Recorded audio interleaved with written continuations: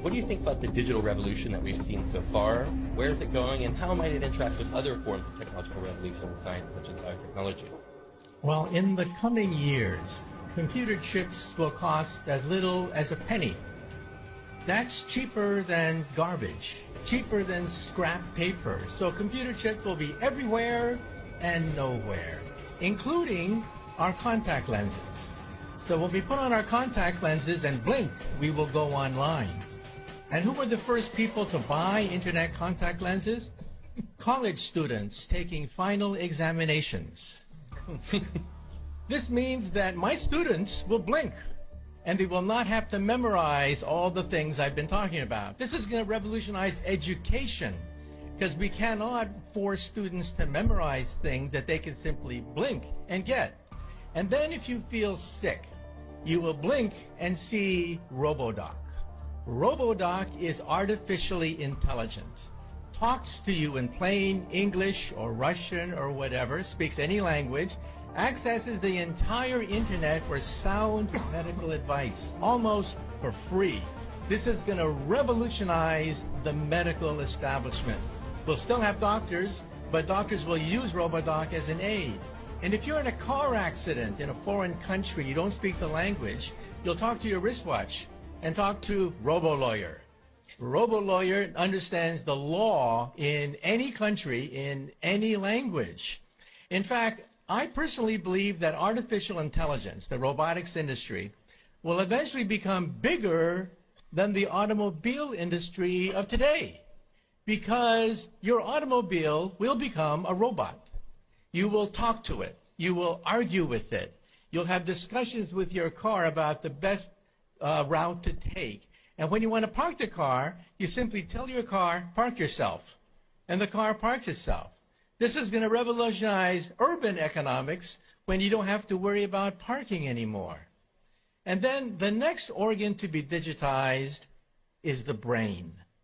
You may not know this, but 2 years ago, scientists were able to upload the first memories. Memories can now be uploaded and downloaded. This makes possible BrainNet. BrainNet could be the next step in the evolution of the internet. Instead of zeros and ones, instead of text, you'll put emotions, feelings, sensations, memories. Teenagers will go crazy. Teenagers put happy faces at the end of every sentence. Why bother to do that when you can put the emotion of your first dance, your first kiss, your first whatever right there on the internet?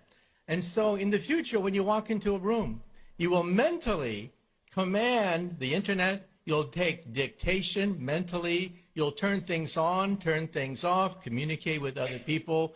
People will think of you as a wizard of some sort, mentally communicating with everything around you.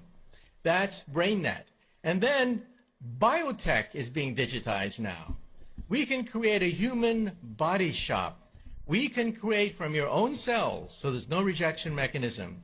We can create skin, bone, cartilage, noses, ears, blood vessels, heart valves, bladders. Complete windpipes can be grown in the laboratory. The next organ to be grown, by the way, is the liver. So for all you alcoholics in the audience, take heart. We may be able to grow your next liver. So even the economy is now being digitized into something I call perfect capitalism. You see, capitalism is based on supply and demand. But you don't know who's cheating you when you buy something. You don't know what the profit margin is. In the future, your contact lens will scan everything in a store, tell you who's cheating you, tell you who has the best product, what is the profit margin on every single thing that you can scan with your contact lens. And so capitalism becomes perfect supply and demand. This means that there are winners and losers. The losers will be middlemen. Because why did Amazon become so big? Why did Airbnb? Why did Uber become so quickly so large? Because they digitized the middlemen. So I tell my friends, if you want to become a billionaire, take an industry. Take any industry. Write down all the places where there's friction, where there is middlemen, where there's obstruction, where there's frustration. List all the places in any industry, digitize it, and you too could become another Amazon founder. Thank you, Professor. In good futurism, that is a future with both inspires and terrifies. So